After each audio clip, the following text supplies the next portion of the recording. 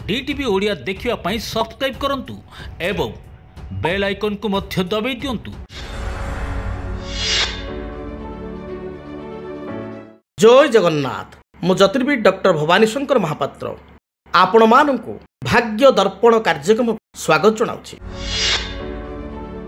दर्शक बंधु, आज आम आलोचना करिबा जे कुंभ लग्नर व्यक्ति विशेषक पाई केउ ग्रह माने जोगकारक, केउ ग्रह माने कुंभ लग्नर व्यक्ति विशेषकर दशा बा अंतर्दशा चलन समय कुंभ लग्नर व्यक्ति विशेषको शुभफल प्रदान करिथांती।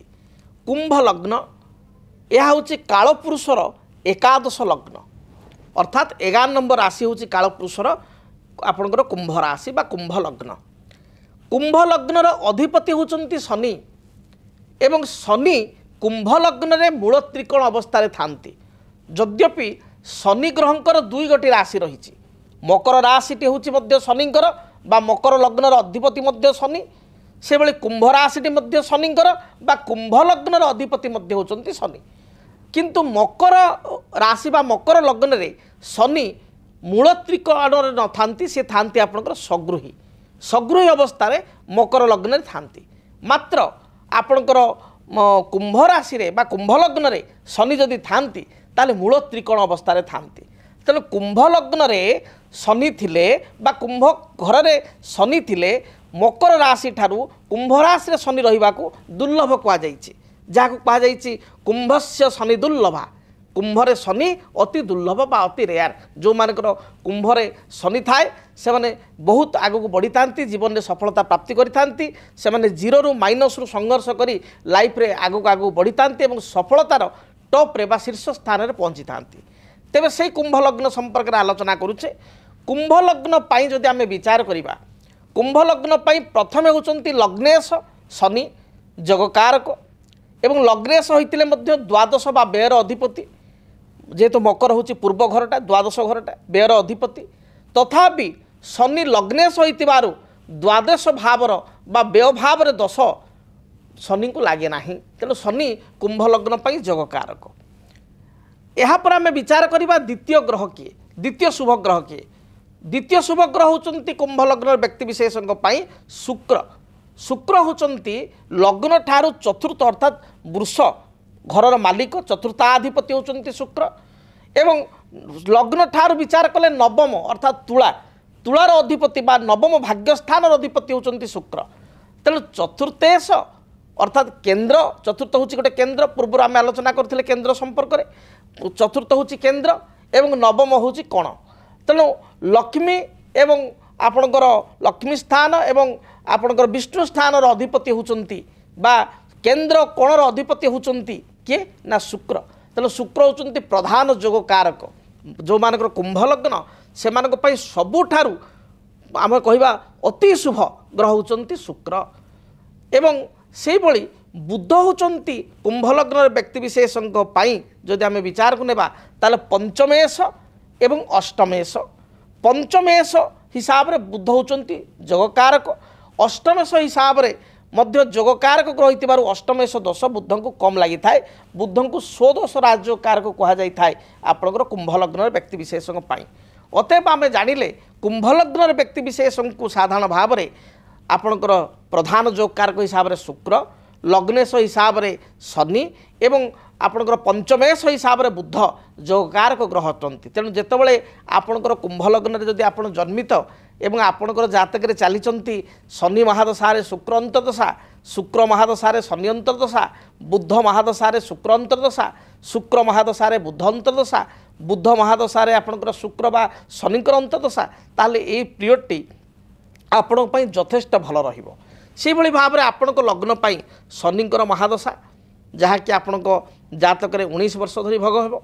आपणकर शुक्रंकर दशा जहाँकि आपण जातक 20 वर्ष धरी भोग हेबो। बुधंकर दशा जहाँकि आपण जातक 17 वर्ष धरी भोग हेबो। जदि शनि बुध एवं शुक्र जदि निज निज मित्र स्थान एक्सचेंज करि थांती, अर्थात शनि घरे आइदर बुध थिबे नले शुक्रଙ୍କ घरे बुध थिबे नहले आपणकर बुध निज घरे थिबे ए परिस्थिति रे अधिक शुभफल बुध महाशा देबे से बेले शनि जदि जातक शुक्रଙ୍କ घरे थिबे अर्थात वृष बा आपणकर तुलारे बा बुधଙ୍କ घरे थिबे अर्थात मिथुन बा आपणकर अष्टम स्थान हेले मध्य कन्या रे जदि थिबे ताहाले आपण शनि महादशा मध्य शुभफल प्रदान करेंगे एवं विशेष करी जदि शुक्र शनिकर जोग कुंभ लग्नर व्यक्ति बा बुध शनिकर जोग कुंभ लग्नर व्यक्ति विशेष मान बा आपणकर बुध शुक्र शनि एकाठी बसिचंती ताहले यह अत्यंत जोगकारक होता है अत्यंत शुभप्रद होता है तेणु आमे जानिले जे कुंभ लग्नर व्यक्ति विशेष क्यों ग्रह मान शुभप्रद साधारणतः कुंभ लग्नर व्यक्ति विशेष चरित्र जो देखा कुंभ लग्न व्यक्ति विशेष शांत मना होता परिवार प्रिय होता परिवार प्रेमी होता सरल विश्वासी होता समस्त को साहाय्य सहयोग करने को भल पाती एवं गभीर जलर माछ होता अर्थात आपणकर जमी कहवा जो मैंने बाली माछ से मैंने कौन करती ना आपणकर नदी कूल आसी फड़फड़ होती जो मैंने गभीर माछ बा तिमी से गभीर जल रुहति बड़ बड़ माछ गभीर जल थांती बा बड़ बड़ रही जल मध्य थांती से भली कुंभ लग्न व्यक्ति विशेष होती शांत एवं गभीर स्वभाव शांत स्वभाव एवं बहु ज्ञान तंकर थाए आध्यात्मिक मार्गी होता पूजा पाठ तर्पण दान एगुड़ी करने को भल पाई टेक्निकल विभाग रे आईटी विभाग रे यथेष्ट सफलता पाई आपणकर माइनिंग हो बा माइन्स क्षेत्र रे हो जियोलॉजिस्ट हो बा आपणकर मेटोलॉजी हो ए लाइन में कर्म करने को यथेष्ट भल पाई विशेषकर real estate industrialist architecture line ए लाइन गुड़िक ए लग्न पर शुभप्रद होता है एपरिक कुंभ लग्न व्यक्ति विशेष न्यायालय बा कौन आपणकर कोर्ट कचेरी माली मकदमा सहित संपृक्त आपणकर ए क्षेत्र में बा अदालत रे कार्य करिवार मध्य जोग रही से भाव में जो माने कुंभ लग्न व्यक्ति विशेष अनेक समय देखा जाए से इलेक्ट्रोनिक्स मीडिया प्रिंट मीडिया एगुड़िकर मध्य कार्य करि सफलता प्राप्ति करि लेखालेखी बा आपणकर किसी क्रिएटिव आइडिया तांको पाखरे यथेष्ट रही है तेरे कुंभ लग्न व्यक्ति जो कथा कहली जे बुध शुक्र शनि होचंती जोगकारक से भाव में अशुभ ग्रह किए ना कुंभ लग्न पर देखा जाइए सबुठार अशुभ ग्रह होचंती किए ना आपणकर मंगल मंगल होचंती शनिकर शत्रु एवं तृतीयेश एवं कर्मेश होइतिले मध्य बाद आपणकर दशमेश होइतिले मध्य मंगल अनेक समय ये लग्न को क्षति पहुँचाई थांती से भली रवि ग्रह मध्य विशेष शुभ फल प्रदान कर न थांती बृहस्पति समफल बा मिश्रित फल प्रदान कर थांती चंद्रमा आपणकर स्थान विशेष फल प्रदान करती तथापि अनेक समय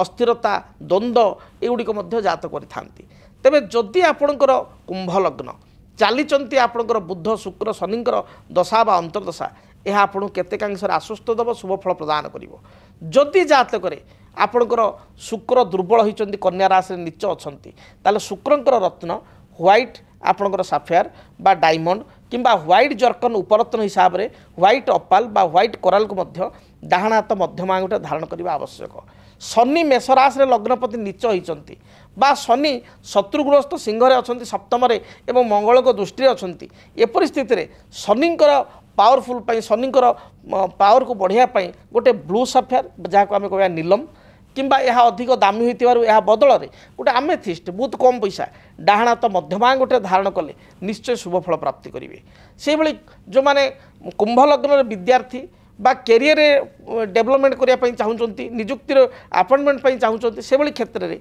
जदि पान्ना को डाहाण हाथ काणी अंगूठे राइट एंड लिटिल फिंगर रूपा बा सुना आप स्थिति अनुसार जदि धारण करेंगे ताहले मध्य यथेष्ट शुभफल प्राप्ति करेंगे तेरे कुंभ लग्न व्यक्ति विशेष क्यों रत्न धारण करेंगे ना कुंभ लग्न व्यक्ति विशेष थ्रू आउट लाइफ केबे रक्त प्रबाल बा रेड कोराल एवं माणिक्य बा रूबी को आदौ धारण करेंगे ना ये दुईटी रत्न धारण कले यह आपण भल फल बदल में बुमेरांग हो आपण अति नेगेटिविटी फल प्रदान कर तेरे दर्शक बंधु जानिले कुंभ लग्न व्यक्ति विशेषकर स्वभाव केउं ग्रह तांको पई शुभ बा केउं ग्रह तांको पई अशुभ 18 मई 2025 राहु चलिबे मीनरु वक्राचार होई कुंभ राशि 18 मई 2025 रु 5 डिसेंबर 2026 पर्यंत राहु रहिबे कुंभ राशि तेबे राहु केतुंकर चलन आपण को जीवन को किपरि करिवो प्रभावित जानिया पई देखंतु डीटीवी ओडिया मेष ठारू मीन पर्यंत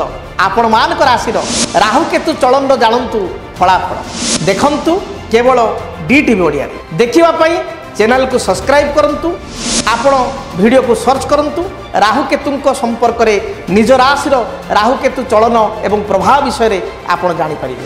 ଦେଖନ୍ତୁ ରାହୁ ଚଳନ କେବଳ DTV ଓଡ଼ିଆରେ। जदि आपणक जीवन रे व्यक्तिगत पारिवारिक समस्या कर्मक्षेत्र नियुक्ति वैवाहिक समस्या वास्तुदोष एवं माली मकदमा आदि समस्या थाए ताहेले समस्यार समाधान और परामर्श पाई आमकु जोगाजोग करंतु। ज्योतिर्विद doctor Bhabani Shankar Mahapatra, Budheswari colony, plot number 26, Bhubaneswar. Phone number 9776833302 9439444924। आमर वेबसाइट www.srijagannathastro.com। DTV ओडिया देखिवा पई सब्सक्राइब करंतु एवं बेल आइकन को मध्य दबाई दियंतु।